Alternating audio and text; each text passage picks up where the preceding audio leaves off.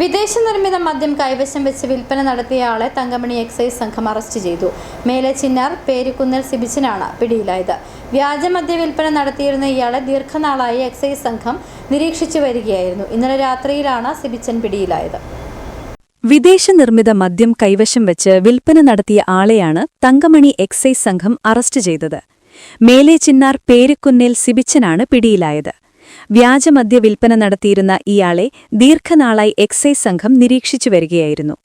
ഇന്നലെ രാത്രി 8:30 കൂടിയാണ് സിബിച്ചൻ പിടിയിലായത്. 1 ലിറ്റർ മദ്യമാണ് ഇയാളിൽ നിന്നും കണ്ടെടുത്തത്. ഇതാകട്ടെ മറ്റൊരാൾക്ക് 1400 രൂപ ഓൺലൈനായി കൈപ്പറ്റിയ ശേഷം വിൽപ്പന നടത്തുകയായിരുന്നു.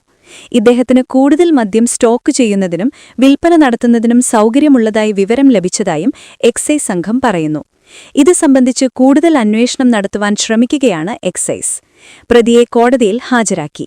Excise preventive officer Prince Abraham, grade preventive officer Shiyad A, civil excise ഓഫീസർമാരായ ഷീന തോമസ്, സുജിത് എസ്, ആനന്ദ് വിജയൻ എന്നിവരാണ് എക്സൈസ് സംഘത്തിലുണ്ടായിരുന്നത്. City vision, Murickassery.